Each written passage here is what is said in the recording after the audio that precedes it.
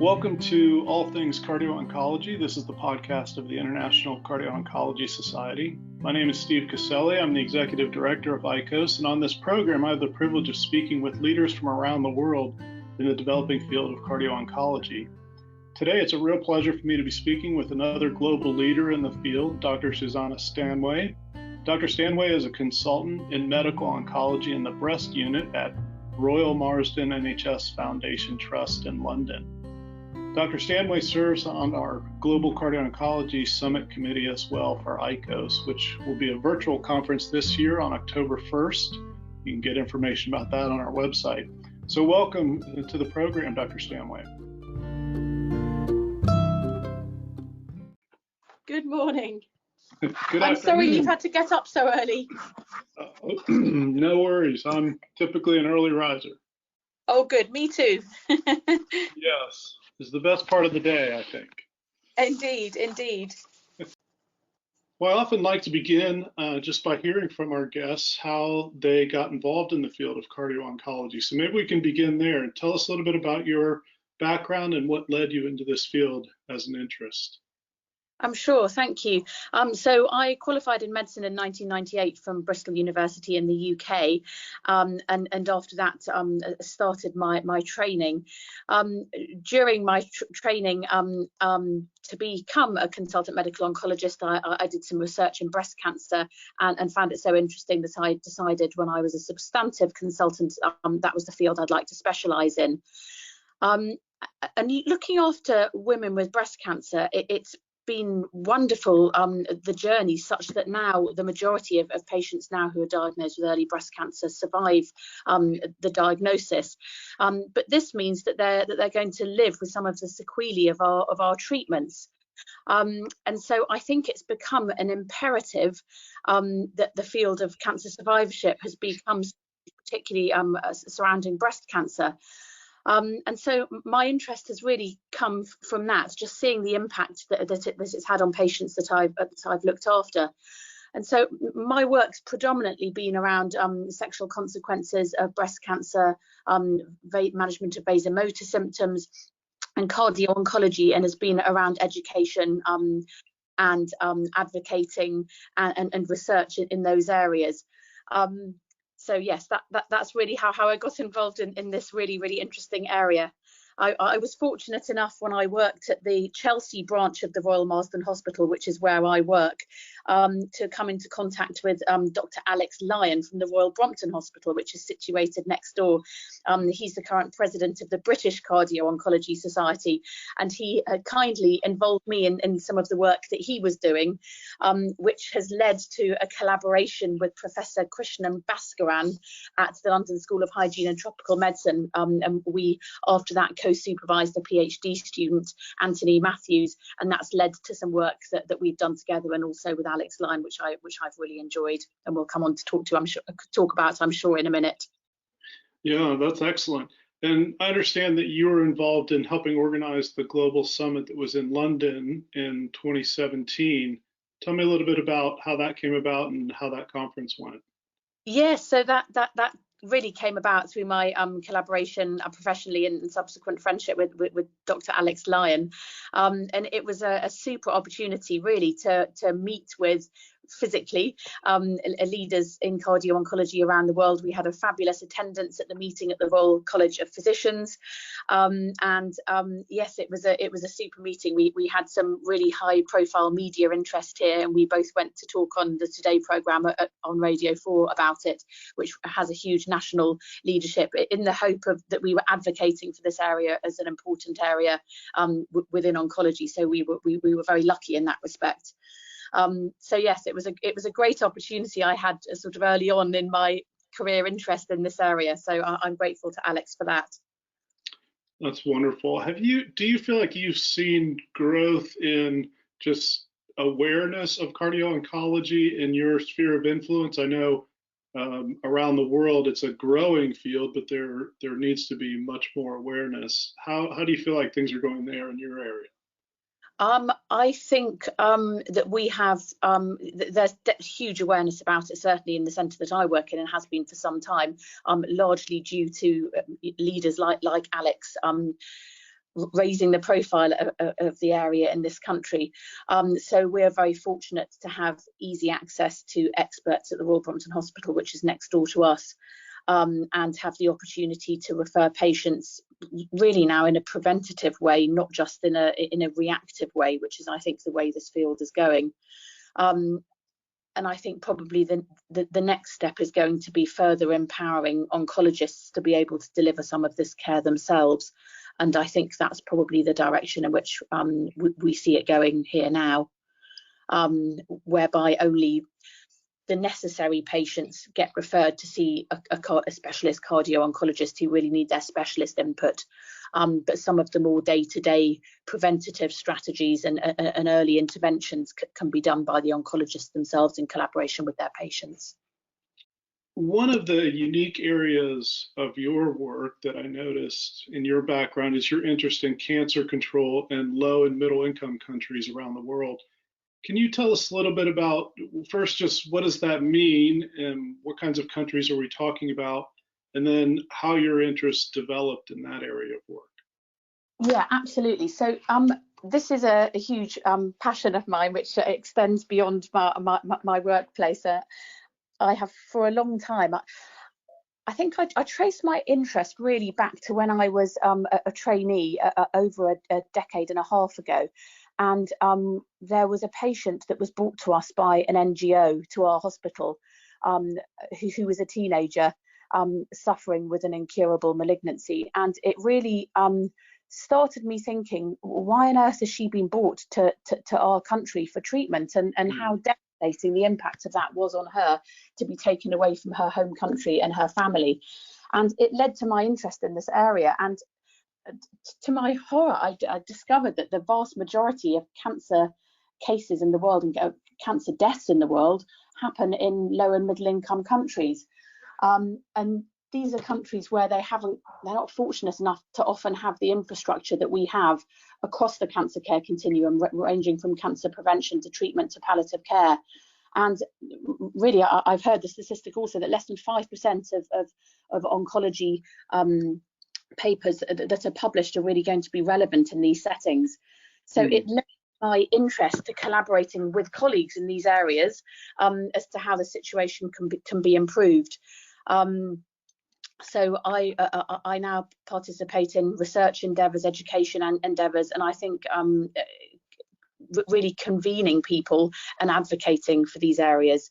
So since 2016, for example, I set up and chaired the steering group of a meeting that we have at the Royal Society of Medicine, centred around global cancer control, and we've been very fortunate to have got great attendance at this meeting, and it's been really interesting to see how particularly junior doctors are really, really interested to know how they can play their part to give back, which has been really heartwarming to see. And we've had involvement with the Royal Society of Medicine, the Royal College of Radiologists, that subsequently last year led to a week of meetings that we entitled London Global Cancer Week, that culminated in a meeting on cervical cancer control at the Commonwealth in London, which we were very excited about. So we've got a website for anybody that's interested in learning more, and we are going to have a meeting in 2020, which will be the 15th to the 21st of November, which will be predominantly or probably almost all virtual, and we've got collaborations from colleagues around the world. So that's really exciting. And I've been very fortunate to be invited by ASCO to sit on the editorial board of the Journal of Global Oncology, now called JCO Global Oncology, which has been a fantastic experience to network and to meet other leaders from countries around the world who also share this interest. And for the last 3 years in a row, I've also been very lucky to be awarded grants from the Global Challenges Research Fund, which comes through our government systems here, and have worked with really amazing, inspirational leaders in the Democratic Republic of Congo, Tanzania, and Ghana. The first study that we ran was a comparison of unmet need in women who had breast cancer in Ghana and Tanzania, and we compared it with unmet need with patients in the UK. And then following on from that, we looked at how we could respond to this unmet need and develop a competency framework to upskill nurses in these areas to be able to deliver interventions which might help patients who had breast cancer. And the study, which we're halfway through at the moment, is about building knowledge and capacity within palliative care in the Eastern Democratic Republic of Congo. It's been slightly hampered by the COVID pandemic, but I'm sure we will resume this work when things settle down a bit. So yeah, I'm very grateful that I'm able to play a very, very small part in what I see as one of the most important areas of oncology at the moment. And I think global access, equity and access to care and treatment along the cancer care continuum is an equity imperative that we must all strive to improve. Yeah. Can you maybe just comment on how this connects up with cardio-oncology? Obviously, if there are such tremendous needs just for oncological care, how then would that impact the cardio-oncology population? There's obviously a huge spectrum with what cancer care is delivered from a treatment perspective in these settings, ranging from some countries where the cancer management and treatment is the same as it would be in a high income country like the UK or the US if you have the money to pay for it, because many of these countries don't have UHC, they haven't got universal health coverage, although some lower middle income countries do have UHC, such as Thailand.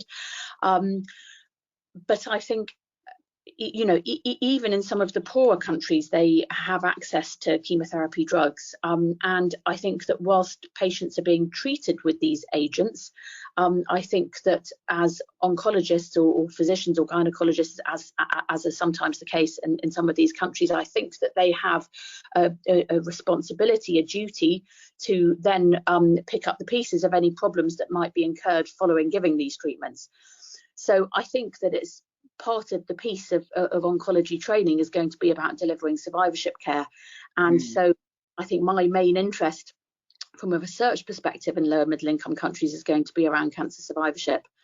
And whilst I haven't yet done any cardio-oncology training, I've seen that there is already a huge interest, and there is research and education going on in this area.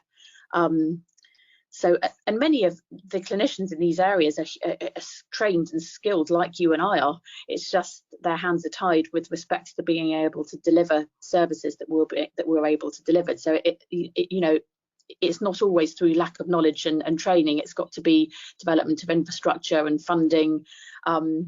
And a lot of that goes back to universal health coverage. So I think that probably underpins all of this. But I hope in the future to be able to work collaboratively with colleagues in these settings in the area of cardio-oncology, because I think it's so important. Right. That's such an interesting development. You mentioned that you heard 5% of papers are not applicable. Can you drill down just a little bit on that and comment on what are some of the gaps? What are some of the critical gaps, maybe particularly in cardio-oncology? Is it access to medications? Is it infrastructure? Is it knowledge? What do you think are some of the main areas where we can make quick improvements in some of these countries? I think probably for me, one of the areas that I'm most interested in and want to learn more about and practice more of is that around implementation science. So I think that the one size fits all is no longer applicable. And what we do in high income countries cannot just be lifted off the shelf and implemented in low and middle income countries. And indeed, some of the ways that we deliver cancer care is hugely inefficient. So I think that there's also going to be reverse learning, and I think that we have to be humble and willing to learn about this, because a little like in many sub-Saharan African countries, they sort of leapfrogged the sort of desktop phone scenario and went straight to mobile phone technology. I think that similar things will happen with delivery of healthcare. And I think that not only, this is a huge opportunity to make things great from the beginning. And so I think that learning how in this country, for example, we can upskill oncologists to be able to deliver some cardio-oncology care themselves, I think that's going to be even more imperative in low and middle income countries, where they often are much more stretched with respect to healthcare manpower. So, for example, we have just published in the European Journal of Heart Failure baseline cardiovascular risk assessment position statement and risk assessment tools. It was in association with ICOS, I believe. And these are pro formas that oncologists can use in clinic to assess whether a patient's going to be at low, medium or high risk of cardiovascular sequelae from a cancer therapy. And so this doesn't involve sending a patient to a cardiologist that you're worried about. This involves doing some of the work yourself in clinic, which is going to be more efficient. So I would see this kind of work being translated very nicely to low resource settings where they may not have such manpower that we have here. Excellent. That your emphasis on reverse learning, I think, is so helpful and so important. One of the things we hope for in our work as a society is that very thing will be taking place as we interact with people from around the world. Yes. Really appreciate that. And we do have international chapters that we're establishing globally, and some of those are in low and middle income countries. Do you have any quick advice or thoughts in terms of, as we move forward in those partnerships, things that we should be listening for or emphases that we should have in our work in these countries? So I think the key is to listen to the people that are on the ground there. Yeah. The so-called, colonial view of things is absolutely out the window. And right. the experts in their area, I'm humbled when I go and work in countries like Kenya and Tanzania. Their examination skills way eclipse mine, because often in these settings, got the access to imaging facilities or quick diagnostic facilities that I have, and they are red hot on their examination skills. And they are educated, they know their setting far better than any of us do. So I think listen to the people on the ground, and it's about collaborative working. It's not, and it's a two-way process. So that would be my advice.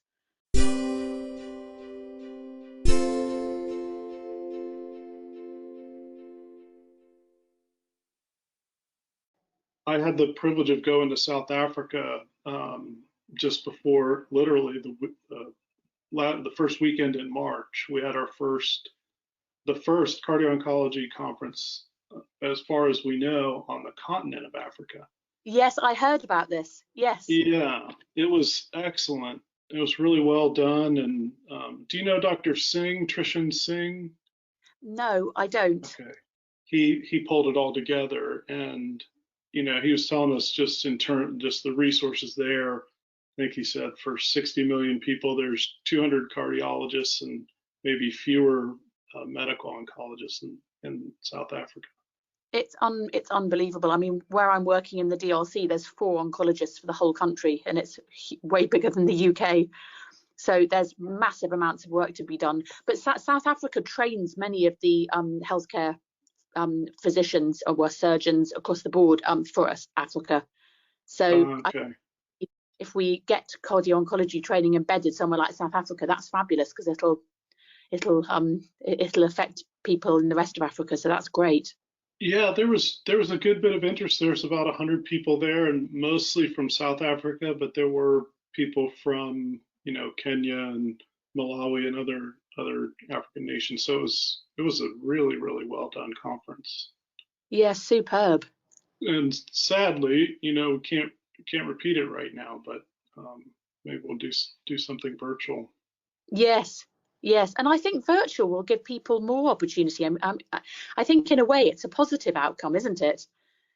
Yeah, we've been talking about that, particularly the expense of travel and everything else. Yeah. Yeah, absolutely. I mean, I was accused a little bit last year of our meeting in London. Although we had huge input from people around the world, I was accused a little bit of not having enough input. But I think our emphasis had been on having people physically there. And when you think of the cost of doing that, and also taking valuable manpower out of these low resource countries, even if it's for days, one's got to think of what the effect of that is. There you are saying they haven't got enough people, and then you're taking people out for your meeting. So right. my colleague in the DRC, he recorded his presentation about prostate cancer on his YouTube channel, and then we got him on the phone at the end of the meeting in DRC and spoke with him, and it worked really well. Yeah. Yeah. That's excellent. And as you have interacted with these partnerships, are you currently involved in research projects that are collaborative across countries, or anything like that going on that you'd like to comment about? Yes, so the three main projects that I'm involved with them and in the process of finishing and writing up are the Global Challenges Research Grant projects that I've already mentioned. Okay. We are also in the process of trying to set up within our Comprehensive Cancer Centre a more formalised structure to work with colleagues in other countries, and I think that's also very exciting. And I'm also working with a couple of colleagues to set up a UK-based network of individuals who are interested in this work, because I think that duplication of work and is a risk otherwise, and not sharing experiences. So I think that there's great opportunity here for international networking. Other than that, yes, those are the main projects that I'm involved with at the moment, and convening the London Global Cancer Week, which is a huge amount of work to pull together. We're very fortunate this year that the Lancet Oncology have joined our steering group, and will hopefully bring a superb meeting to the week as well. So yeah, all of that and my clinical work keeps me out of mischief. Yeah, that's great.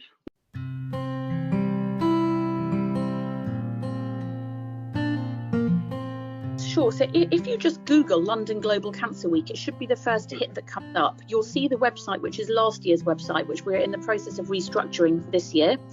It will be between the 15th to the 21st of November this year, and we have the majority of the week is now full, so yes, that's where you should get the majority of the information from, and hopefully there will in time be linked to webinars and links to how people can participate in this, but we're hugely excited about it. Excellent. Any other closing comments for our listeners that you would want them to know, either about your work or about cardio-oncology generally? No, I don't think so. Only that I think that these two areas, the area of cancer survivorship, of which cardio-oncology is a hugely important area, and about cancer control in low resource settings, I think should be part of oncology training, just because they're so important. So yes, that's my take-home message, really. That's excellent. And I do hope that in our conferences in the future, this will be an area where you can help us, bring lectures and training for our people. I think it's a great, excellent area. I would very much like that. Thank you very much. Well, thank you so much for speaking with me this morning. It's been a real pleasure. I really appreciate the work you're doing, and hope that we'll be able to talk again in the near future. That's super. Thank you so much for the invitation. Yeah, it's been a pleasure.